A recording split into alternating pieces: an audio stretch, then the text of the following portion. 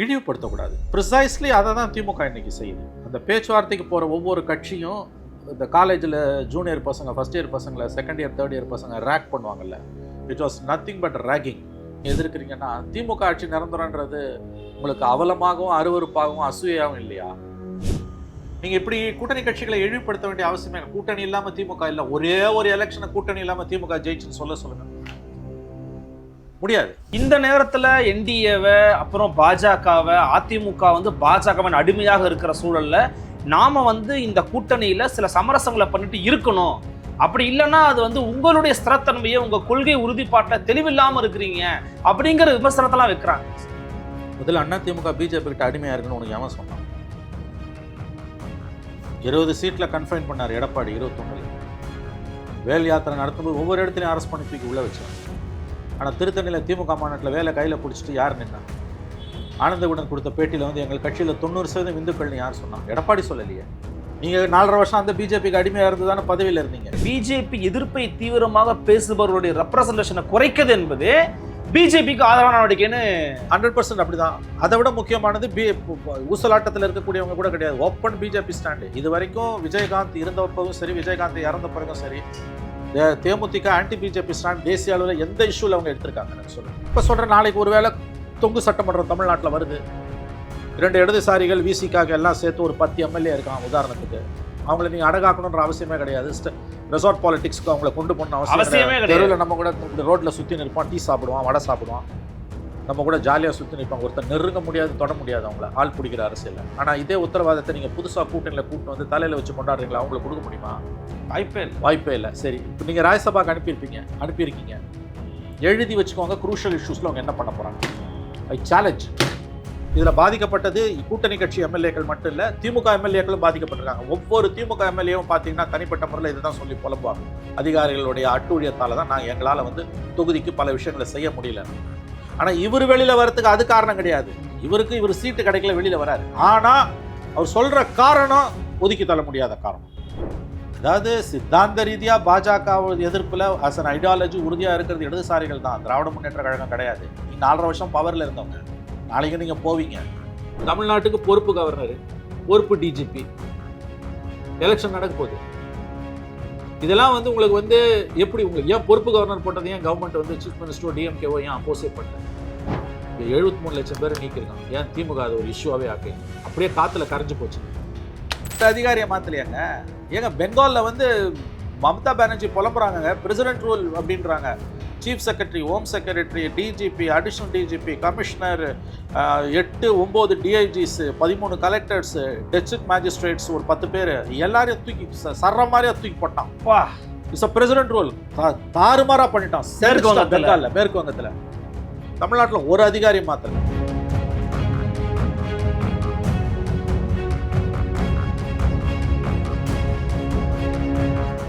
நிம்மதி property management. Contact 7667008999. நலம் தரும் நல்லார் சித்த மருத்துவமனை. இதய நோய், சர்க்கரை நோய், பக்கவாதம், சிறுநீரக பிரச்சனை, தண்டுவடம் மற்றும் மூட்டு பிரச்சனைகளுக்கு மிகச்சிறந்த மருத்துவமனை.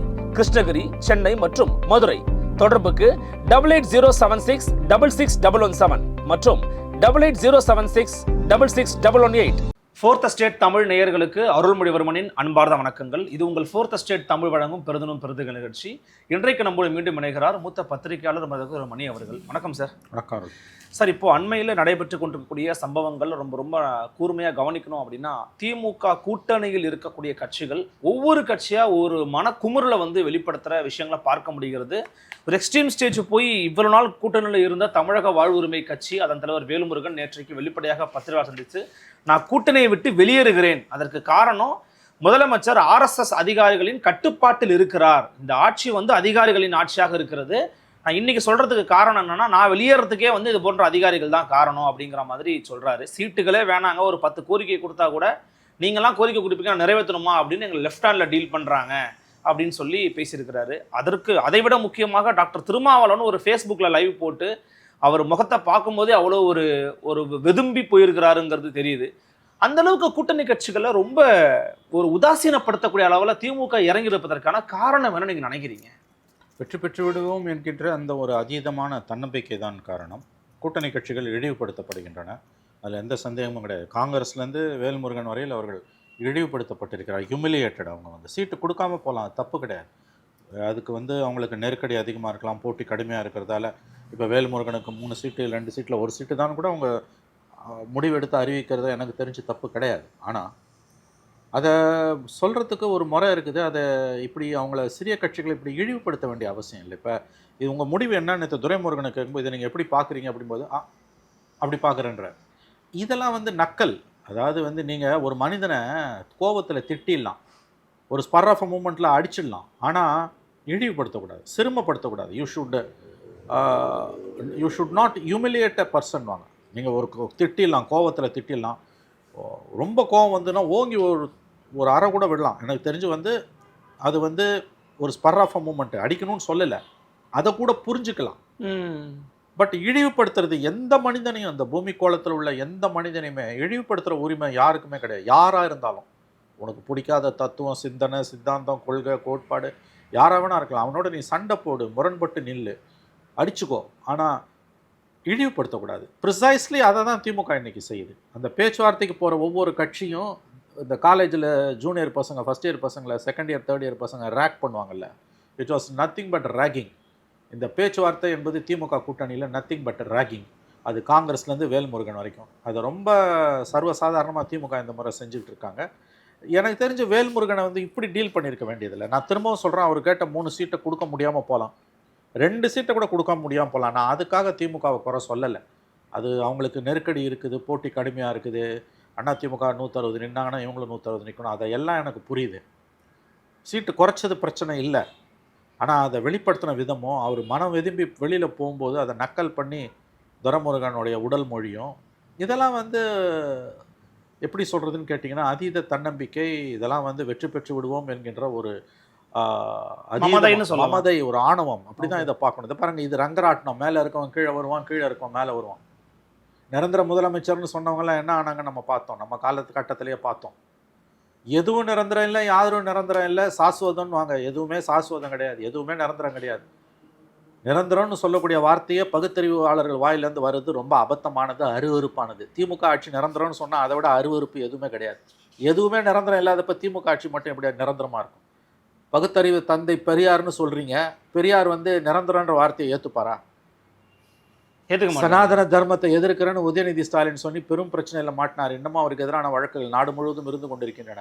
உச்சநீதிமன்றத்தால் அவர் இன்று பாதுகாக்கப்பட்டு கொண்டிருக்கிறார். அவர் சனாதன தர்மத்தை எதிர்க்கும் பொழுது அவர் சொன்ன வார்த்தை என்ன? நிரந்தரன்றது எதுவுமே கிடையாது, சனாதன தர்மம் நிரந்தரன்னுது அப்படின்னாரு. பிறப்பால் ஏற்றத்தாழ்வுனாரு, அது கரெக்டு.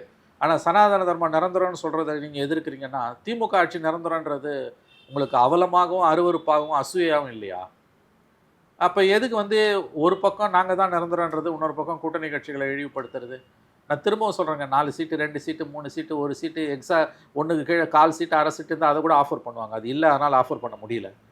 நீங்கள் அது உங்கள் உட்கட்சி விவகாரம். கூட்டணி தலைவர் என்கின்ற முறையில் ஸ்டாலின் அவர்களும் திமுகவும் எடுக்க வேண்டிய முடிவு. கூட்டணி கட்சிகள் ஒப்புக்கொண்டால் இருக்கப் போகிறார்கள், இல்லை என்றால் வெளியேறப் போகிறார்கள், அது அவர்கள் உரிமை. But why are you humiliating? ஏன் பண்ணுறாங்க நீங்கள் நினைக்கிறீங்க? அதுதான் அது வந்து அவங்க தான் சொன்னேன். அந்த பேச்சுவார்த்தை என்பது போயிட்டு வந்த 2 கூட்டணி கட்சிகள் போயிட்டு வந்த தலைவரிடம் பேசும்போது ஒருத்தர் ரொம்ப சீரியஸாகவே சொன்னார். நான் சொன்னேன்னா அப்படின்னா ரேக்கிங் ஆனால் சிரிக்கிறார். அப்படி தான் கிட்டத்தட்ட அப்படி தான் பிரதர் அப்படின்றார். Yes, it was a ragging brother அப்படின்றார். ரொம்ப வருத்தத்தோடு தான் சொன்னார்.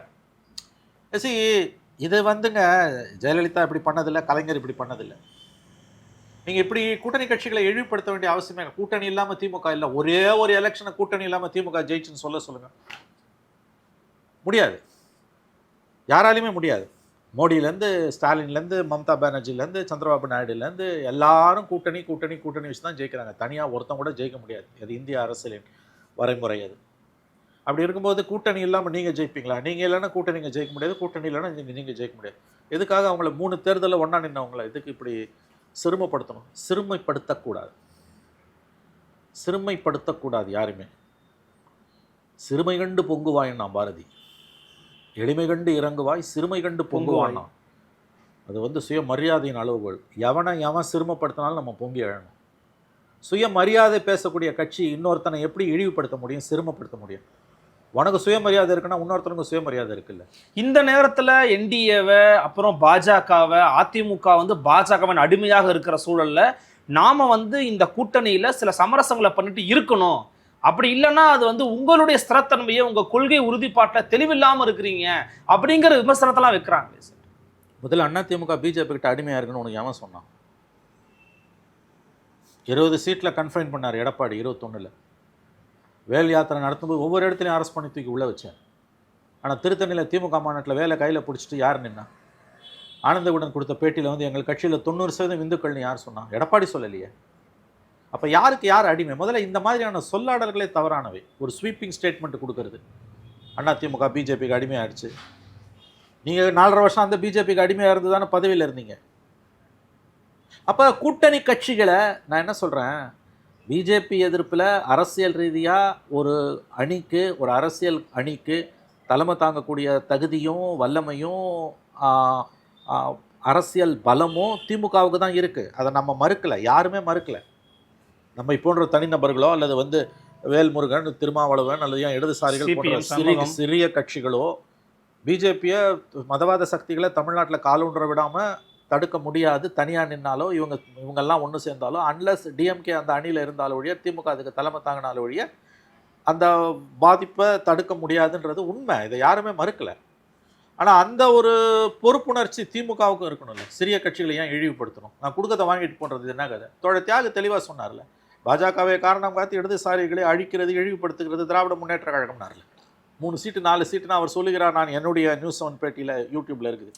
நான் வந்து அவங்க நிலைமையில் இருந்தால் 234 தொகுதியிலும் நாங்கள் போட்டியிட மாட்டோம், திமுகவை ஆதரித்து பிரச்சாரம் செய்வோம். ஏனெனில் என்டிஏ தமிழ்நாட்டில் கால் ஒன்றை விடக்கூடாது என்பதுதான் எங்களுடைய ஒரே இலக்கு என்பதால் திராவிட முன்னேற்ற கழக கூட்டணியை ஆதரித்து நாங்கள் 234 தொகுதிகளிலும் திமுகவுக்காக எங்கள் மேடைகளில் பிரச்சாரம் செய்வோம். இதுதான் திமுக கொடுக்குற தண்டனைன்னாரு. தண்டனைன்னு சொல்கிறாரு. 100% தண்டனை தான். அது தண்டனை தான் அவர் சொல்கிறார். அதை நான் 100% வழிமொழிகிறேன். 3 சீட்டு 5 சீட்டு வாங்கிக்கோ.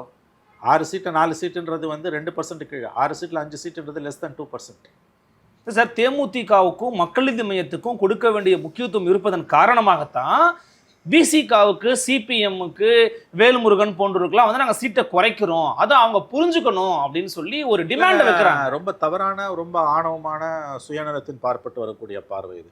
170 சீட்டு கொடுத்து போட்டி போட்ட திமுக 165 சீட்டு போட்டி போடுறதுக்கும் 6 சீட்டு போட்டவங்க 5 சீட்டு போடுறதுக்கும் வித்தியாசம் இருக்குது. இரட்டை இலக்கத்தில் வாங்கினவங்க 1 சீட்டுகளை போடுறான்னா 3 படை இலக்கத்தில் வாங்கினவங்க 5 சீட்டுக்கு குறைச்சிக்கிறதுக்கும் ஒரு ஒப்பீட்டே தவறு அது.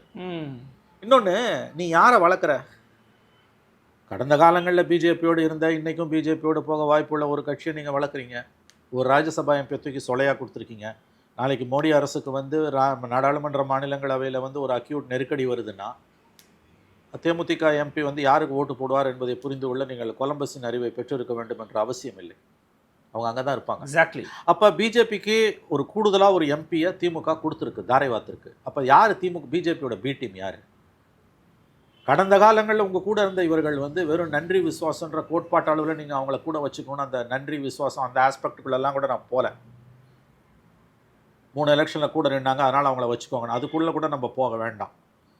கடைசியாக நீங்கள் வந்து திமுகவோட கூட்டணி சேரத்துக்கு முதல் நாள் வரைக்கும் கூட வந்து அவங்க ஈஷா மையத்தில் யாரோட அந்த தலைவர்கள் இருந்தாங்க. கடந்த காலங்களில் அவங்க பிஜேபியோட எப்படி அவர்கள் கூடி குலாவினார்கள்? அவங்களுடைய அரசியல் நிலைப்பாடு என்பது ஆன்டி பிஜேபி ஸ்டாண்ட் ஏதாவது ஒரு இஷ்யூவில் அவங்க எடுத்து பேசியிருக்காங்களா? அப்போ அப்படிப்பட்ட ஒரு கட்சியோட பிரதிநிதியை நீங்கள் வந்து எடுப்பிலே நாடாளுமன்றத்துக்கு அனுப்புறீங்கன்னா நீங்கள் பிஜேபிக்கு ஆள் சேர்க்குறீங்க. இதை பிஜேபி ரசிக்கும். அப்படித்தான் நான் இதை பார்க்குறேன். ஒரு பக்கம் அப்பழுக்கற்ற மத சார்பற்ற சக்திகளை பலவீனப்படுத்துறீங்க, 2 லெஃப்ட்டையும். நீங்கள் குறிப்பிட்டிருந்தீங்க, பிஜேபி எதிர்ப்பை தீவிரமாக பேசுபவர்களுடைய ரெப்ரசன்டேஷனை குறைக்கிறது என்பது பிஜேபிக்கு ஆதரவான நடவடிக்கைன்னு 100% அப்படிதான். அதை விட முக்கியமானது ஊசலாட்டத்தில் இருக்கக்கூடியவங்க கூட கிடையாது, ஓப்பன் பிஜேபி ஸ்டாண்டு. இது வரைக்கும் விஜயகாந்த் இருந்தப்பவும் சரி, விஜயகாந்த் இறந்த பிறகும் சரி, தேமுதிக ஆன்டி பிஜேபி ஸ்டாண்ட் தேசிய அளவில் எந்த இஷ்யூவில் அவங்க எடுத்திருக்காங்க எனக்கு சொல்லுங்கள். மகாத்மா காந்தி ஊரக வேலைவாய்ப்பு திட்டத்துக்கான பெயரை மாற்றினப்பையும் அந்த திட்டத்தை இது பண்ணுறாங்க, சிதைக்கிறாங்கன்ன பொழுதும் தேமுதிகவோட கருத்துக்கள்லாம் வந்து ரொம்ப ரொம்ப ரொம்ப அதாவது எப்படி சொல்கிறது, அதாவது வந்து கண்டனத்துக்குரிய பேரெல்லாம் ஒரு முக்கியமான அபத்தமான கருத்துக்களாக தான் நாம். ஆமாம். அப்போ நீங்கள் தெளிவாக பிஜேபி ஸ்டாண்டு. தேமுதிக என்பது ஓப்பனாக பிஜேபியோட கட்சி. அது அப்படி தான் ஓப்பனாக நான் சொல்கிறது வந்து இப்போ தெரிஞ்சுக்கோங்க. அவங்க பிஜேபியோட கூட்டணியில் இருந்தாங்க இல்லைன்றதை தாண்டி சொல்கிறேன் நான். அவங்க பிஜேபியோட இருந்தாலும் இல்லாட்டியும் பிஜேபி எதிர்ப்பில் தமிழ்நாட்டில் இருக்கக்கூடிய ஒரு கட்சிகள் உறுதியாக இப்போ 2 லெஃப்ட்டோ விசிகாவோ காங்கிரஸோ இருக்க மாதிரி தேமுதிக இருக்குது. அது ஒற்றை அளவுகோலை நான் சொல்கிறேன். கடந்த காலத்தில் அவங்க பிஜேபியோட இருந்தாங்க இல்லை, பிஜேபியோட இல்லாம கூட 2 எலெக்ஷன்ல அவங்க ஏன்னா இருந்தாங்கன்னா, 24ல இல்லைங்க அவங்க அப்படிங்கிறாங்க. அதெல்லாம் வந்து திமுகவோட பெய்டு மவுத்ஸ் பேசக்கூடிய வார்த்தை. இவர்கள் யார் என்பது மக்களுக்கு நன்றாக தெரியும். ஏன்னா நான் சொல்றதுல இருக்கக்கூடிய தாத்பரியத்தை விளங்கி கொள்ளாமல் அல்லது விளங்கி கொண்டாலும் குறைந்தபட்ச அறிவு நேர்மை இல்லாமல் அதை திசை திருப்பக்கூடிய திமுகவுடைய வாடகை வாய்கள், பெய்டு மவுத்ஸ் இப்படிலாம் எழுதுறாங்க. மக்கள் பார்த்துட்டு இருக்காங்க. தனிப்பட்ட முறையில் தேமுதிக மேல் நமக்கு எந்த வருத்தமோ கோபமோ எதுவுமே கிடையாது. இது கொள்கை கூட்டணின்னு சொல்லக்கூடிய தார்மீக உரிமையை திமுக இழந்து விட்டது. காங்கிரஸ் 2 இடதுசாரிகள், விசிகா என்ன நடந்தாலும் பிஜேபிக்கு போக மாட்டாங்க. நான் இப்போ சொல்கிறேன், நாளைக்கு ஒருவேளை தொங்கு சட்டமன்றம் தமிழ்நாட்டில் வருது, 2 இடதுசாரிகள் விசிகாக்கு எல்லாம் சேர்த்து ஒரு 10 எம்எல்ஏ இருக்கான் உதாரணத்துக்கு, அவங்கள நீங்கள் அடகாக்கணுன்ற அவசியமே கிடையாது. ரெசார்ட் பாலிடிக்ஸ்க்கு அவங்கள கொண்டு போகணும்னு அவசியமே கிடையாது. தெருவில் நம்ம கூட இப்படி ரோட்டில் சுற்றி நிற்பான், டீ சாப்பிடுவான், வடை சாப்பிடுவான், நம்ம கூட ஜாலியாக சுற்றி நிற்பாங்க. ஒருத்தர் நெருங்க முடியாது, தொட முடியாது அவங்கள, ஆள் பிடிக்கிற அரசியல். ஆனால் இதே உத்தரவாதத்தை நீங்கள் புதுசாக கூட்டணியில் கூட்டு வந்து தலையில் வச்சு கொண்டாடுறீங்களா, அவங்களுக்கு கொடுக்க முடியுமா? வாய்ப்பே இல்லை. சரி, இப்போ நீங்கள் ராஜ்யசபாக்கு அனுப்பியிருக்கீங்க, எழுதி வச்சுக்கோங்க. குரூஷியல் இஷ்யூஸில் அவங்க என்ன பண்ண போகிறாங்க? ஐ சேலஞ்ச் குரூஷியல் இஷ்யூஸில் அவங்க யார் பக்கம் நிற்பாங்கன்றத அது திமுக உங்களையும் என்னை விட நல்லா தெரியும். அப்போ யார் வந்து பிஜேபிக்கு இங்கே வளர்க்குறா? இவ்வளோ உதாரணங்களே நான் வந்து சப்ஸ்டான்ஷியலாக எடுத்து உங்கள் முன்னால் வைக்கிறேன். பாலிடிக்ஸை பொதுவெளியில் இருக்க விஷயங்களை வச்சு 80% பப்ளிக் டொமைனில் இருக்கிறது நீங்கள் புரிஞ்சுக்கலாம். 20% தான் உன் சோர்ஸு. உனக்கு குறைஞ்சபட்சம் அறிவும், குறைஞ்சபட்ச கண் பார்வையும், குறைஞ்சபட்ச செவித்திறனும் இருந்ததுன்னா பொதுவெளியில் இருக்க விஷயத்தை வச்சு யூ கேன் கன்க்ளூட் 20% தான் உனக்கு இருக்க சோர்ஸ் வேணும் அப்படின்றதெல்லாம். எனக்கெல்லாம் எந்த சோர்ஸும் கிடையாது. அனுபவத்தின் அடிப்படையில் நான் சொல்கிறேன். திரும்பவும் சொல்கிறேன், வேல்முருகனுக்கு சீட்டு 3 ஒன்றா ஆக்கினது எனக்கு பிரச்சனை கிடையாது. அது நியாயமாக கூட இருக்கலாம். ஆனால் அதை செயல்படுத்தின விதம் எப்படி? நக்கலாக பேசுறது என்ன? யாருக்கு வந்து இதை நீங்கள் எப்படி பார்க்குறீங்கன்னா அவர் துரைமுருகனோட உடல் மொழி என்ன சொல்லுது? ரொம்ப அசூயாக இருக்காது. இது எவ்வளோ ஒரு ஆணவம்! இது சிறுமை கண்டு பொங்கு வாழினால பாரதி. சுயமரியாதை பேசுகிற கட்சி ஏன் இது எப்படி செய்தி? சுயமரியாதை பேசுகிற கட்சிக்கு உண்மையிலே சுயமரியாதையில் நம்பிக்கை இருந்ததுன்னா இன்னொருத்தர் சுயமரியாதை அது சீண்டாது. நீ இவ்வளோ இழிவுபடுத்துகிற அந்த கட்சியை வச்சு தான் அவனும் ஓட்டு போட்டு தான் நீ ஜெயிச்ச. அவர் சொல்கிற இன்னொரு வார்த்தை, அவருக்கு வந்து சீட்டு தனக்கு குறைஞ்சிருச்சுன்னு தான் வெளியில் வரார். மற்ற காரணங்களை நான் பெருசாக எடுத்துக்கலாம். நான் அதையும் ஓப்பனாக சொல்கிறேன். வேல்முருகன் எனக்கு நல்ல நண்பர் தான். அவர் தனக்கு சீட்டு குறைஞ்சிருக்குன்னு சொல்கிறாரு. ஆனால் அவர் சொல்லக்கூடிய காரணங்கள் இருக்குல்ல, அவரை சுற்றி இருக்கக்கூடிய அதிகாரிகள் ஆர்எஸ்எஸ் மனப்பான்மையில் இருக்காங்க. அவங்க வந்து நாங்கள் கொண்டு போய் கேட்டால் அவங்களுக்கு நாங்கள் செய்யணுமான்னு கேட்குறாங்க. அதெல்லாம் உண்மை. ஆனால் அதுக்காக அவர் வெளியில் வரல. அதையும் ஞாபகம் வச்சுக்கோங்க. ஓகே, அவர் சொல்லக்கூடிய காரணங்கள், அதாவது திமுக அரசில் முதலமைச்சரை சுற்றி இருக்கக்கூடிய அதிகாரிகள் கூட்டணி கட்சி எம்எல்ஏக்கள் இல்லைங்க, திமுக எம்எல்ஏக்களே போனாலும் அவங்க எப்படி நடந்துக்கிறாங்கன்றது தான் கடந்த 5 ஆண்டு கால திமுக அரசின் மீது வைக்கக்கூடிய குற்றச்சாட்டுகள் மிக முக்கியமான குற்றச்சாட்டு. அதிகாரிகள் தான் முடிவெடுக்கிறாங்க. அந்த குற்றச்சாட்டு 100% உண்மை. இதில் பாதிக்கப்பட்டது கூட்டணி கட்சி எம்எல்ஏக்கள் மட்டும் இல்லை, திமுக எம்எல்ஏக்களும் பாதிக்கப்பட்டிருக்காங்க. ஒவ்வொரு திமுக எம்எல்ஏவும் பார்த்தீங்கன்னா தனிப்பட்ட முறையில் இதை தான் சொல்லி புலம்புவாங்க. அதிகாரிகளுடைய அட்டூழியத்தால் தான் எங்களால் வந்து தொகுதிக்கு பல விஷயங்களை செய்ய முடியல. ஆனால் இவர் வெளியில் வரத்துக்கு அது காரணம் கிடையாது. இவர் சீட்டு கிடைக்கல, வெளியில் வராரு. ஆனால் அவர் சொல்கிற காரணம் ஒதுக்கி தள்ள முடியாத காரணம். பல விஷயங்கள் அப்படி தான் அங்கே நடந்திருக்குது. இது இந்த ஆட்சியோட கோளாறுகளில், குறைபாடுகளில் ஒன்று. அதீதமான அதிகாரிகளுடைய முடிவெடுக்கக்கூடிய திறன் என்பது வந்து திமுகவில் அது வாய்ப்பே கிடையாது. அண்ணா திமுகவில் அது இருந்தது. ஆனால் அப்போ கூட அந்த அம்மா கண்ட்ரோலில் இருந்தது. குரூஷியல் இஷ்யூஸில் அவங்க தான் எடுப்பாங்க. இங்கே அதிகாரிங்க எடுக்கிறாங்க. அதை 11th ஹவரில் இவர் சொல்கிறதால அது ஒன்றும் யாரும் எடுபட போகிறது கிடையாது. பட் இன்னொரு விஷயத்த சொன்னார் சார், அதையும் நான் உங்கள்கிட்ட சேர்த்து குறிப்பிட விரும்புகிறேன். நான் எனக்கு சீட்டே வேணாங்க, ஒரு 10 கோரிக்கை தரேன். அதில் வந்து பார்த்தீங்கன்னா பரந்தூர் வேண்டாம், அதே போல் சாதிவாரி கணக்கெடுப்பு எடுக்கணும், இப்படியும் ஒரு 10 கோரிக்கை வச்சுருந்தேன். இதை பற்றி பரிசீலிக்கிறீங்களான்னு கேட்டதுக்கு, ஒரு கட்சியாக கூட்டணிக்கு வரீங்களா, சீட்டை பற்றி பேசுங்க, கோரிக்கையெல்லாம் கொண்டு வராதிங்க அப்படின்னு சீட்டே வேண்டான்னு சொன்னால் கூட அவங்க, அதாவது sir literally they are speaking, விருப்பம் இருந்தா இல்லை வெளியில போங்க. இதுதான் விசிகா எல்லாருக்குமே இந்த ஒரு மனநிலையில் இருக்கிறாங்க. அதைத்தான் நான் முதல்ல சொன்னேன். It is nothing but ragging. இந்த பேச்சுவார்த்தைக்கு போகிறது ரேகிங். அது நீங்க கூட்டணி கட்சியை எப்படி இழிவுபடுத்த வேண்டிய அவசியம் கிடையாது. நீங்கள் வந்து பரிசீலிக்கிறோன்னு ஒரு வார்த்தை சொல்லிட்டு விட்டுலாம். அவர் வைக்கிற கோரிக்கைகளை, பல கோரிக்கைகளை ஏற்றுக்க முடியாது. நான் முதலமைச்சராக இருந்தாலும் செய்ய முடியாது. நீங்கள் முதலமைச்சராக இருந்தாலும் செய்ய முடியாது. வாக்கு வங்கி அரசியல் இருக்க எந்த கட்சியுமே அதெல்லாம் நிறைவேற்றாமல் இருக்க முடியாது. அதுதான் கவர்னன்ஸ்ல இருக்கக்கூடிய சிக்கல். நான் அதை புரிஞ்சுக்கிறேன். கருணாநிதி எப்படி டீல் பண்ணியிருப்பாரு, அவர் இப்படி டீல் பண்ணணும், பரிசீலிக்கலாம், பார்க்கலாம், அழைச்சிருப்பாரு, பேச்சுவார்த்தை நடத்தி. ஆமாங்க, முடியாதுன்னு சொல் நேரடியா வந்து இதெல்லாம் நீ பேசாதன்றது வந்து சிறுமப்படுத்துறது. இதெல்லாம் பேச உனக்கு தகுதி இல்லைன்றது. சரி, அதிகாரத்தில் இருக்கவங்களுக்கு இருக்கக்கூடிய நெருக்கடிகளை நாம் உணர்கிறோம். அதே மாதிரி அவர் வந்து இலங்கைக்கு எதிராக தீர்மானம் போடணுன்றார். அதெல்லாம் வாய்ப்பே கிடையாது.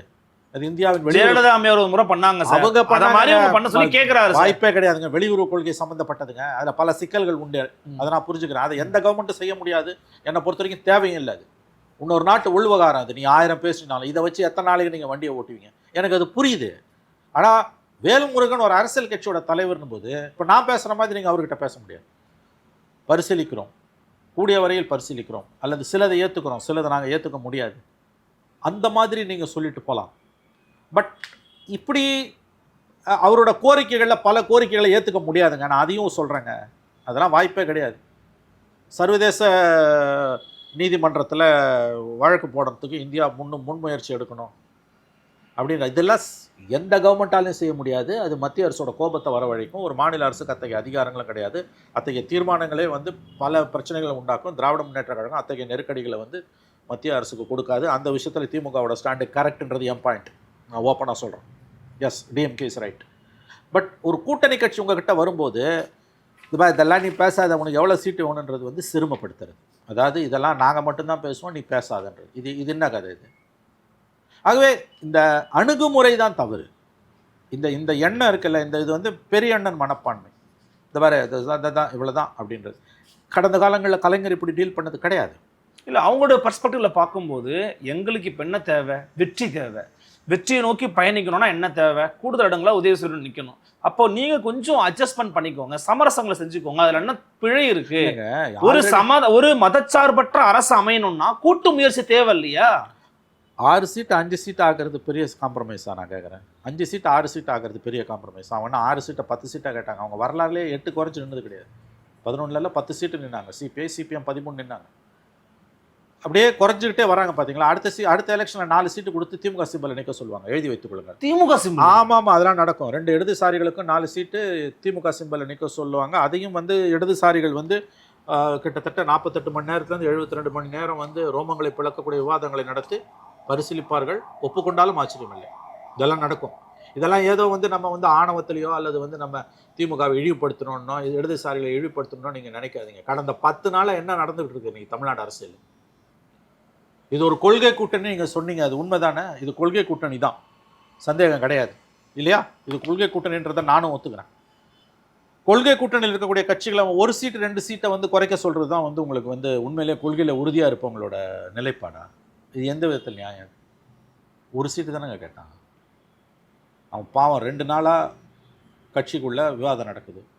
இன்றைக்கி வேறு வழி இல்லாமல் கையறு நிலையில் நிற்கிறாங்க. கழுத்து போட்டு போகிறாங்க 5 சீட்டுக்கு. விடியற் காலை 4 மணிக்கு ஆரம்பிச்சது இரவு 12 மணி கிட்ட வரைக்கும் நெருங்கி இருக்கு சார். அதாங்க 1 சீட்டுக்காக 24 மணி நேரம் விவாதம் தேவையில்லை. மார்க்சிஸ்ட் தோழர்களுக்கு நான் சொல்ல விரும்புவது அதுதான். அதுக்கெல்லாம் இவ்வளோ கஷ்டப்பட வேணாம். அது சிபிஐயே பெட்டரு.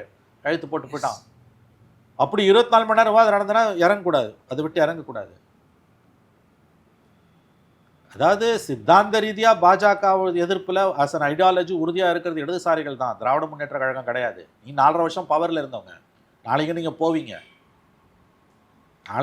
போவீங்க, வாய்ப்பு கிடைச்சா போவீங்க. அதுக்கு எந்த உத்தரவாதமும் கிடையாது.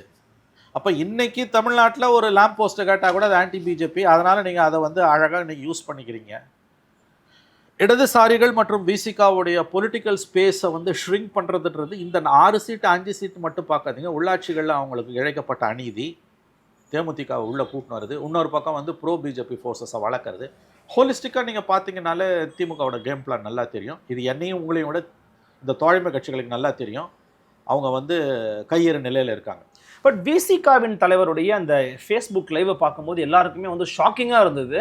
நிறைய இடதுசாரி தோழர்கள், முற்போக்கு எண்ணம் கொண்டவங்க, திமுகவை ஆதரிக்கலாம்ப்பா அப்படின்னு பேசினவங்க, ஏன் இன்னும் சில பேர் வந்து தங்களை திமுக தொண்டராகவே நினைச்சவங்க கூட அவரோட வீடியோ ரொம்ப டிஸ்டர்பிங்காக இருந்துச்சு, அதை பார்க்கும்போதே ரொம்ப வருத்தமாக இருந்தது. நான் வந்து விசிகா தோழரோட சில பேர்கிட்ட தொடர்பு கொண்டு பேசுகிற போது, தம்பி நீங்கள் சொன்னால் நம்ப மாட்டீங்க, இன்றைக்கி உயர்நிலை குழு கூட்டம் போட போகிறோம், தொண்டர்கள் ஃபோன் பண்ணி அழுறாங்க, தலைவர் முகத்தை பார்க்க முடியல, ரொம்ப கஷ்டமா இருக்குன்னுலாம் பேசுறாங்கன்றத கேட்கும்போது இல்ல, இது வந்து நீங்க டிஎம்கேவோட பொலிட்டிக்கல் ஹிஸ்டரி தெரிஞ்சதுன்னா அதில் அழுவுறதுக்கு ஒப்பாரி வைக்கிறதுக்கு எதுவுமே கிடையாது. உங்களுக்கு தெரிஞ்சது யார் எப்படி டீல் பண்ணணும்ன்றது இருக்கு. திமுகவோட உண்மையான முகம் அறிந்தவர்களுக்கு இதுல வருத்தப்பட வேணாம் ஏதாவது இருக்கலாம், ஆச்சரியப்படுவோ அதிர்ச்சி அடைவோ எதுவும் இல்லை. இதுதான் திமுக. இதை நீங்க புரிஞ்சுக்கணும். இதுதான் அண்ணா திமுகவும். ஆனால் ஜெயலலிதா ஓப்பனா சொல்லுவாங்க, இவ்வளவுதான்ருவாங்க, ஓப்பனா சொல்றாங்க. அங்கே ஒளி மறைவுக்கு இடமே இல்லை. நம்ப வைத்து கழுத்தறுப்பது அவர்கள் பாணி அல்ல. இங்கே அதுக்கு தலைகீழ அந்த அந்த அந்த அந்த அந்த video it was very disturbing. நான் பார்த்தேன், எனக்கு ரொம்ப வருத்தமாக இருந்தது. பட் எனக்கு தெரிஞ்சு இதில் வருத்தமாக இருந்ததுன்னா பர்சனலி நம்ம எல்லாருக்கும் நெருங்கிய நண்பர், தோழர், அதனால் வந்து நம்ம அவர் மீது இருக்கக்கூடிய அன்பால் நம்ம வந்து வருத்தப்படுறோம். சில பேர் திடீர்னு வருத்தப்படுறாங்க, திடீர் போராளிகள் இல்லைங்க இவங்கெல்லாம் வந்து திமுக வெறுப்பு இது பண்றாங்கன்னு இது ஒரு அது திமுக வாடகை வாய்கள், அறிவாளி அல்சேஷன்களோட வேலை. மக்கள் எல்லாத்தையும் பார்த்துட்டு இருக்காங்க. Let the people decide. திடீர்னு வந்து பதிவு போடக்கூடியவங்க, டிவியில் ஒப்பாரி வைக்கக்கூடியவங்க, அவங்க பற்றி நம்ம கவலை வேணாம். அருள் மக்கள் பார்த்துக்கிட்டு இருக்காங்க எல்லாத்தையும். சி திருமாவோட அந்த ஃபேஸ்புக் பதிவு என்பது, வீடியோ பதிவு என்பது வந்து வருத்தம் தான், எனக்கும் வருத்தம் தான். பட் எனக்கு ஆச்சரியமோ அதிர்ச்சியோ இல்லை. நீங்கள் வந்து தன்னோட பொலிட்டிக்கல் ஸ்பேஸும் அவங்க வந்து எவர் எக்ஸ்பேண்டிங் டிஎம்கே. ஏங்க இதில் நீங்கள் எல்லாரும் இந்த 5 சீட்டு 6 சீட்டில் அழுகுறாங்கங்க. உள்ளாட்சியில் அவங்க என்னங்க பண்ணாங்க? அன்னைக்கு பொங்கி எழுந்திருக்கணும் நீங்கள். ஏன்னா ஜனநாயகத்தின் ஆணிவேர் உள்ளாட்சி அமைப்புகள். எத்தனை முறை வந்து ஸ்டாலினே கூப்பிட்டு ஒதுக்கப்பட்ட சீட்டில் போட்டி வேட்பாளர்னு திமுககாரன் ஜெயிச்சப்ப ராஜினாமா பண்ணுங்கன்னு சொல்லி அவங்க ராஜினாமா பண்ணாமல் நான் வெட்கி தலை குனிகிறேன்னு முதலமைச்சரே சொன்னார். அப்போ பொங்கி எழுந்திருக்கணும் இவங்க. அப்போ வருது, புரியுது இல்லை? அதுலேருந்து ஆரம்பிங்கன்ற. ஸோ உள்ளாட்சிலையும் உங்களுக்கு ஸ்பேஸ் கிடையாது, அசம்பிளிலையும் ஸ்பேஸ் கிடையாது, பார்லிமெண்ட்லையும் அடுத்து கிடையாது. அதைத்தான் நான் சொல்கிறேன். அடுத்த எலெக்ஷனில் 5 சீட்டு கொடுத்த தோழர்களுக்கு 4 சீட்டு 3 சீட்டு கொடுத்து உதயசூரியன் சிம்பலில் நிற்க வைப்பார்கள். இதெல்லாம் நடக்கும். இதெல்லாம் நடக்காதுன்னு நீங்கள் நினைக்காதீங்க. நீங்கள் இந்த 5 வருஷத்தில் ஆன்டி கவர்மெண்ட் பண்ண வேண்டியது இது வந்து திமுக வெறுப்பு, திமுக எதிர்ப்பு. நமக்கு என்ன, நம்ம தான் இப்பயும் பிஜேபியா திமுகவானா திமுக தானே நமக்கு வேணும்னு சொல்கிறோம். இப்போ பிஜேபி பக்கமாக நம்ம போகிறோம். யாரா முதல் எதிரினா பிஜேபி தான் முதல் எதிரி. வேறு வழியில் அதை வந்து பிஜேபியை கால் உணவு விடாமல் தமிழ்நாட்டில் திமுக தான் தடுக்க முடியும், திமுக தலைமையிலான அணி தான் தடுக்க முடியும்னா திமுக ஏற்றுக்கிட்டு திமுகவை தான் ஓட்டு போட போகிறோம். பிஜேபி வந்துட போகுதுன்னா இவ்வளோதான் நம்ம சொல்கிறோம். அப்புறம் நீ வந்து திமுக வன்மத்தை கக்கிறனா யார் கக்கிறா? இதை சொல்கிறவன் திமுகவோட பேடு மவுத். திமுக கூட கிடையாது அவன் பண்ணுறது. எனக்கு திமுக காரன் மேலே ரொம்ப மரியாதை உண்டு, அவன் ஒரிஜினல் அவன். ஆனால் திமுக பண்ணுற தவறு என்னன்னா, கடந்து இப்போ வரலாறுலே இல்லாத அளவுக்கு, திமுக வரலாறு இல்லாத அளவுக்கு ப்ராக்சிஸை, பெய்டு மவுத்ஸை வளர்த்து விட்டுருக்காங்க. அவன் திமுகவோட ரொம்ப விசுவாசமாக பேசுகிறான். திமுக காரன் கொடுக்குற மரியாதை இவனுக்கு கொடுக்க முடியாது. அவன் ஒரிஜினல், அவன் திமுக காரன். 1000 விமர்சனம் இருந்தாலும் அவன் கட்சிக்காரன். அவன் இன்னைக்கு நீங்கள் யோசிச்சு பாருங்க. நீங்கள் வந்து இவ்வளோ தூரம் வந்து உங்களுக்கு வந்து நடந்திருக்குது. இந்த கட்சிகள் பண்ண, இந்த கூட்டணி கட்சிகள் பண்ண தவறு என்னன்னா, 5 ஆண்டுகளில் உண்மையான எதிர்கட்சியாக இவங்க செயல்படலை. திமுக அரசின் மீது, திமுக மீதான விமர்சனம் வேற, திமுக அரசின் மீதான விமர்சனம் வேற. 5 ஆண்டுகளில் திமுக அரசில் நடைபெற்ற ஏகப்பட்ட கோளாறுகள், குறைபாடுகள், குற்றங்கள், அதை நம்ம விமர்சிக்கும் பொழுது முட்டு கொடுக்கறதுக்கு வந்து நடுப்புற நின்னது யாரு? சார் முடிஞ்ச அளவுக்கு சிபிஎம் பேசினாங்க, விசிக பேசினாங்க, அதையோடு அதிகமாக பேசணும்னு நீங்கள் எதிர்பார்க்குறீங்க? இல்லை இல்லை, அது இந்த தடவை இந்த ஸ்டேஜில் திமுக இவங்களுக்கு 5 தான் முடிவு பண்ணிட்டாங்கன்னா அதை வந்து இவங்களால வின்னோவர் பண்ணி 6 7 வாங்க முடியாது. ஏன்னா they made up there mind. நான் சொல்கிறது, உன்னுடைய பலம் அதிகமாக இருந்ததுன்னா அவங்க இறங்கி வந்திருப்பாங்க, 10 சீட்டே கொடுத்துருப்பாங்க. இந்த 5 வருஷத்தில் கட்சியை வளர்க்க நீ என்ன பண்ண? ஓகே, 5 வருஷத்தில் நீ கட்சியை வளர்க்க என்ன பண்ண? அதை தான் சொல்கிறேன். 5 வருஷத்தில் ஆட்சியில் எவ்வளவு அவலங்கள் நடந்தது. இதுவரை வரலாறுல இல்லாத அளவுக்கு தலித்துகளுக்கு எதிரான கொடுமை தமிழ்நாட்டில் நடந்துகிட்டு இருக்குது. ஒவ்வொரு தலித் ஆக்டிவிஸ்டையும் நீ கேட்டினா சொல்லுவான், தமிழ்நாட்டில் இருக்கக்கூடிய நேஷனல் லெவலில் இருக்கக்கூடிய. உடனே என்சிஆர்பி ரெக்கார்டை எடுத்துன்னு வந்துட்டு குஜராத்தை பார், உகாண்டாவை பார், ஊபியை பார், அது பேர் என்ன, ருவாண்டாவை பார், இந்த மாதிரி உலகத்தில் இருக்க எல்லா நாடையும் சொல்லி நீ வந்து உதாரணம் காமிச்சிட்டு போகலாம். சூடான பாருன்னு சொல்லிட்டு. இங்கே என்ன நடக்குது? ஜாதி மாநாட்டில் கட்சிக்காரன் மந்திரி போய் கலந்துக்கிறாரு. அதை பேச ஒருத்தனுக்கு துப்பு இல்லை. இந்த வாடகை வாய்களுக்கு யாரோ ஒரு பட்டிமன்ற பேச்சாளர் எங்கேயோ எதையோ சொன்னாரோ, அதுக்கும் எந்த ஆதாரமும் கிடையாது. 100 அறிவாளி அல்சேஷன்களை அவுத்து விட்டு அவர் மேலே நீ இப்போ பாய விடுற, ஏவ விடுற. இதுதானே உங்கள் அரசியல். அப்போ இந்த 5 வருஷத்தில் இந்த 2 இடதுசாரிகளும் விசிகாவும் ஏன் காங்கிரஸும் நீங்கள் அக்ரெசிவான அப்போசிஷன் ரோலை ப்ளே பண்ணியிருந்தீங்கன்னா இன்றைக்கி போய் சீட்டு கேட்கும்போது கிடச்சிருக்கும். நீங்கள் கிட்டத்தட்ட துங்கு சதையாகவே மாறி போனீங்க. இதை சொன்னால் கோவம் வரும் இந்த வார்த்தை. திமுக அரசின் மாதிரி விமர்சனங்கள் வரும்பொழுது பிஜேபி கிட்டந்தோ ஏடிஎம்கே கிட்டந்தோ திமுக காரர்களே அமைதியாக இருக்கும்பொழுது நீங்கள் போய் முட்டு கொடுத்தீங்க. அப்படி பண்ணிட்டு இதில் இருக்க கொடுமையை பாருங்கள். You are not part of the government. இது கொலிஷன் கவர்மெண்ட் கிடையாது. ஆனால் இந்த கவர்மெண்ட்டுக்கு நீ முட்டு கொடுத்த, எல்லா தப்புக்கும் நீ முட்டு கொடுத்த. கிரெடிட் பூரா அவங்க எடுத்துகிட்டு போயிடுறாங்க. திராவிட மாடல், சோகால்டு திராவிட மாடல் ஆட்சியில் கெட்டது ஃபுல்லாக நீ எடுத்துக்கிற. இது வித்தியாசமான செட்டப் இது. அப்புறம் உனக்கு எப்படி சீட்டு கொடுப்பாங்கன்ற. இந்த சீட்டு ஏன் கொடுக்க மாட்டான்னா, நீ வந்து அழுகுற புள்ள தான் பால் குடிக்கும். 5 வருஷமாக இவங்க நடத்தின அரசியலுக்கான விலையை இவங்க கொடுக்குறாங்க. இப்போ கலைஞர் பீரியலையும் ஜெயலலிதா பீரியலையும் என்ன கூட்டணியில் நிற்பாங்க, ஜெயிப்பாங்க, கவர்மெண்ட் வந்துடுதா 15 நாள் ரோட்டில் நிற்பாங்க. சங்கரையா இருக்கும்போது அப்படிதான் இருந்துச்சு. 15 நாள் ரோட்டில் நிற்பாங்க 2 பேரும். நீங்கள் என்ன பண்ணீங்க? நீங்கள் இந்த அளவுக்கு முட்டு கொடுக்கணுமா? அவசியமே. இந்த பாருங்க, இந்த பாசிச பாஜகன்னு அரைச்சமாவே 10 வருஷமாக அரைச்சிக்கிட்டு அது ஆபத்து தாங்க. அது ஒன்று மட்டுமே வச்சு நீ இங்கே நடக்கிற தவறுகளை, இங்கே ஒரு எலெக்டட் கவர்மெண்ட் இருக்கும்போது அதோட தவறுகளை வந்து மூடி மறைக்கிறதுக்கு அந்த ஒரு கேடயத்தை மட்டும் நீ கையில் எடுப்போன்னா மக்கள் ஒரு நாள் தூக்கி போட்டுருவாங்க, உங்களை பாஜகவே வரட்டுன்றுவான். சார் இல்லை, நீங்கள் சொன்னது போது சில கட்சிகள்கிட்ட பேசும்போதும் சில விஷயங்களை சொல்கிறாங்க. நீங்களும் கூட அந்த எண்ணம் மேபி உங்களுக்கு இருக்கா, நீங்கள் சொல்லுங்கள். ஆல்ரெடி டிஎம்கே கவர்மெண்ட் ஒரு டிஎம்கேஸ் ஒரு காம்ப்ரமைஸ் வித் பிஜேபிலாம் இருக்காங்க, அதனால தாங்க இதெல்லாம் பண்ணிக்கிட்டு இருக்காங்கங்கிற விமர்சனமும் இருக்குது. சில விஷயங்களை மென்ஷன் பண்ணுறாங்க. அதிகாரிகள் நியமனம், பாஜக ஒன்றிய அரசினுடைய எந்த விதமான தாக்குதல் இல்லாமல் இருப்பது, ஏற்கனவே காங்கிரஸ் ஸ்மெல் பண்ணது, காங்கிரஸ் ஹைகமாண்டுக்கு தெரியுதுலாம் சொல்கிறாங்கல்ல, அந்த சந்தேகம் உங்களுக்கு இருக்கிறதா? எனக்கு இருக்குது. போஸ்ட் 26 வந்து அவங்க 21-26 மாதிரி ஆன்டி பிஜேபி இருக்க மாட்டாங்க. பொலிட்டிக்கலாக வந்து அந்த கூப்பாடு இருக்கும், பாசிச பாஜகன்ற கூப்பாடு இருக்கும்.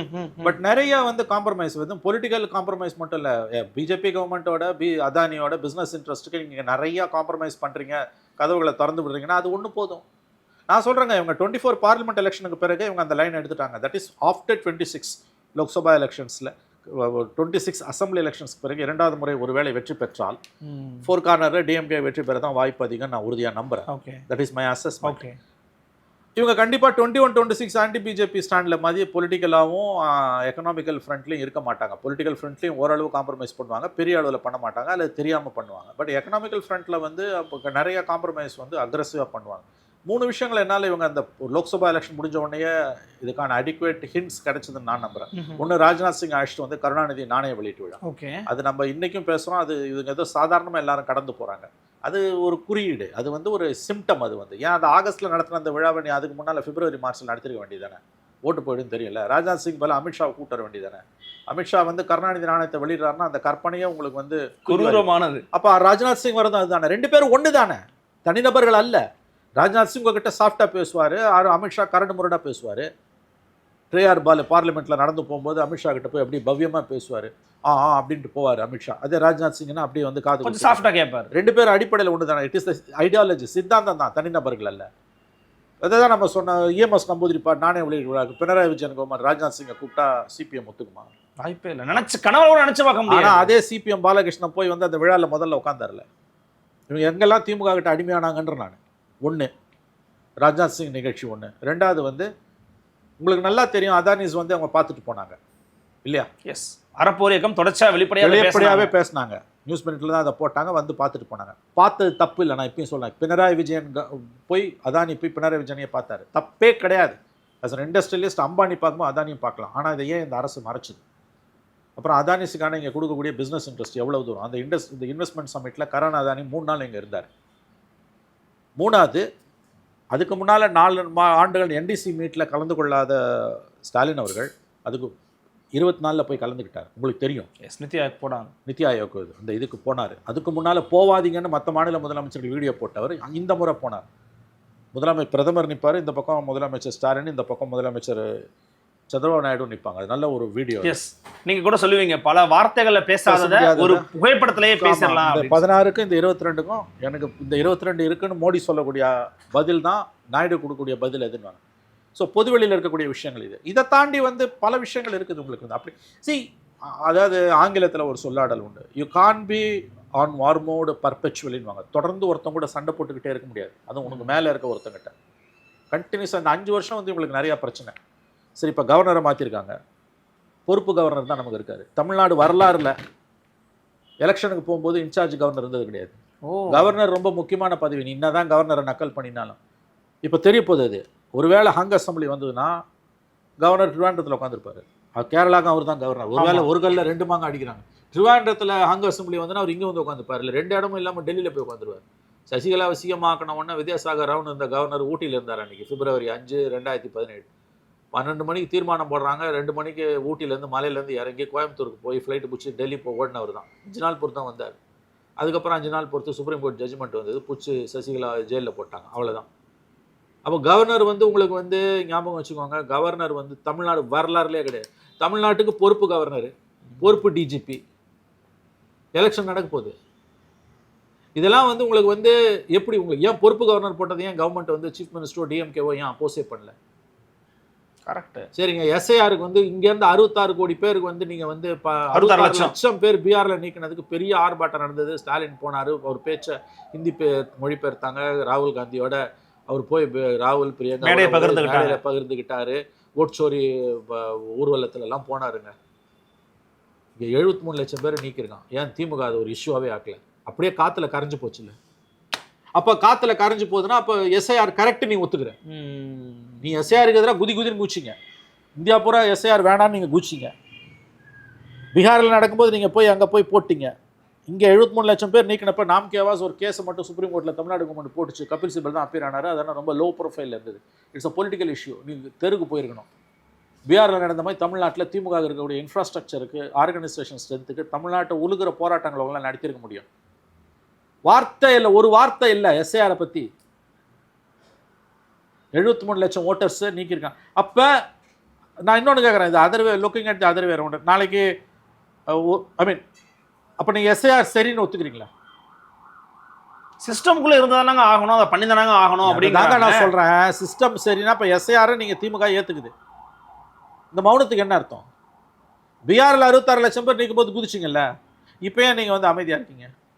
அப்போ நீங்கள் எஸ்ஐஆரை அக்செப்ட் பண்ணுறீங்க. அப்போ இந்த மௌனத்துக்கு வேறு என்ன அர்த்தம்? நாளைக்கு ஒருவேளை தோத்துட்டா எஸ்ஐஆர் காரணம் காமிக்கலாம். அப்போ இவிஎம் வந்துடும். இப்போ எஸ்ஐஆரை பற்றி பேச்சு கிடையாது, இவிஎம்ஐ பற்றி பேச்சு கிடையாது.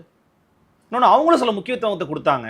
அம்மையார் கனிமொழி அவர்களுக்கு வந்து பார்த்தீங்கன்னா ஆபரேஷன் சிந்தூரை பற்றி பேசுறதுக்கு உலக லெவலில் முக்கியமான நாடுகள் அவங்க போன நாடுகள்லாம் ரொம்ப முக்கியமான நாடுகள். வெறும் 7 கமிட்டிஸை போட்டாங்க. 4 opposition, 4 BJP MPs, 3 opposition MPs தலைமையில் போச்சு.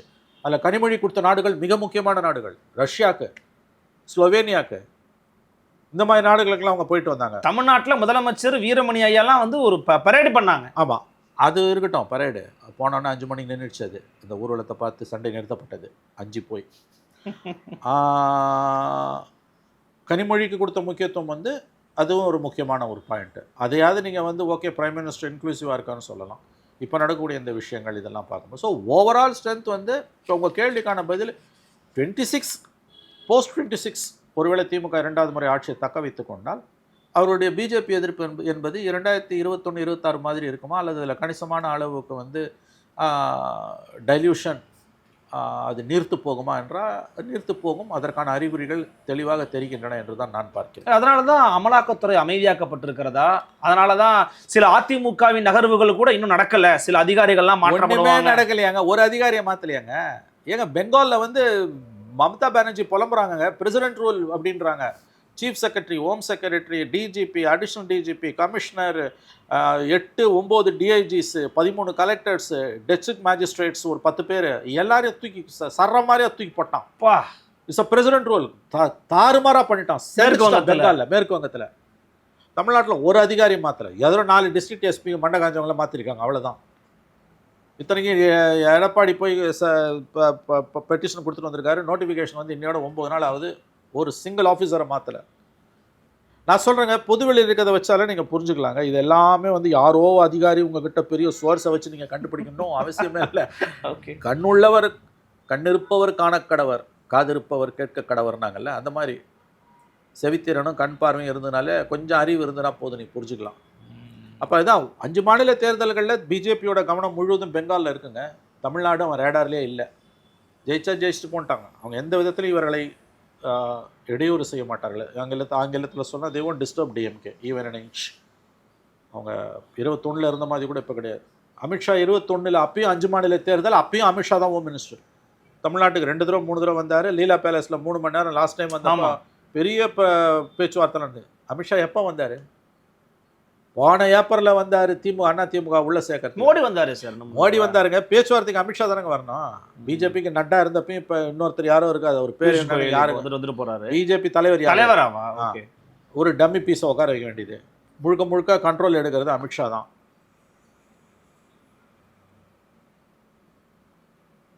நிதின் நபீன் ஒரு பேர் யோசிக்க வேண்டியிருக்கு. ஒரு பழங்குடிக்கு கொடுத்தாங்கன்னு நினைக்கிறேன். பீகார். ஆமாம், டிசிஷன்ஸ் எடுக்கிறது வந்து அமித்ஷா தான். அமித்ஷா ஏன் சென்னைக்கே வரலங்க? 21 பல தடவை வந்து அமித்ஷா ஏன் இந்த தடவை ஒரு தடவை கூட வரல? இந்த பாருங்க, வந்துட்டு போகிறது பப்ளிக் மீட்டிங் அட்ரஸ் பண்றது இல்லைங்க, பேச்சுவார்த்தைக்கு வரலங்க அமித்ஷா. அமித்ஷா தாங்க பேசணும். பியூஷ் கோயல் இன்னைக்கு வந்திருக்காருங்க. இவங்க போய் வந்து டெல்லியில் உட்காடுறாங்க. கடந்த காலங்கள் அப்படி உட்காந்ததே கிடையாது. அதுவே அதிமுக கூட்டணிக்கு ஒரு பலவீனம். ஸோ அது அவங்க அலையன்ஸில் வந்து இருக்கக்கூடிய சிக்கல். பர்செப்ஷனில் 4 முனை போட்டி, இட்ஸ் டிஎம்கேஸ் எலெக்ஷன் தான், அதில் சந்தேகமே கிடையாது. That's a reality. But ground வந்து உங்களுக்கு வந்து போக போக தான் நமக்கு தெரியும். இது இப்போதைக்கு வந்து அது கண்டிப்பாக வந்து இது திமுக. பட் சில சந்தேக புள்ளிகளை நீங்கள் முன் வைக்கிறீங்க. திமுக சந்தேக புள்ளிகள் இல்லைங்க, இதை வச்சு நான் சொல்கிறேன். இவங்க போவாங்கன்னா டைல்யூட் பண்ணுவாங்கன்றான். டைரக்டாக என்றைக்கும் பிஜேபிக்கு போக மாட்டாங்க. 99 மாதிரி அந்த மாதிரி பண்ண மாட்டாங்க. அதெல்லாம் பண்ண மாட்டாங்க. இங்கே வந்து அது சூசைடு. ஏன்னா அது ஒன்று தானே உங்கள் யூஎஸ்பி. அதை வச்சு தானே வண்டி ஓடுது, வேற எதை வச்சு ஓடுது? 38 மாவட்டத்திலையும் நீங்கள் யாருக்காவது கோயில் கட்டி கும்பிடணுன்னா திராவிட முன்னேற்ற கழகம் நரேந்திர மோடிக்கு தான். பாசிச பாஜக, மோடி, ஆர்எஸ்எஸ் இதை வச்சு தானே ஐயா வண்டி ஓடுது. சாதனையை வச்சா வண்டி ஓடுது. இது எங்களை விட உங்களுக்கு நல்லா தெரியும். அதனால் வந்து அதை வந்து என்றைக்குமே நீங்கள் வந்து பிஜேபி வந்துடும் அது வந்து தாரக மந்திரமாக உங்கள் காதில் ஒலித்து கொண்டே இருக்கும். உங்கள் காதில் அந்த லைன்லேருந்து டீவியேட் ஆக மாட்டாங்க.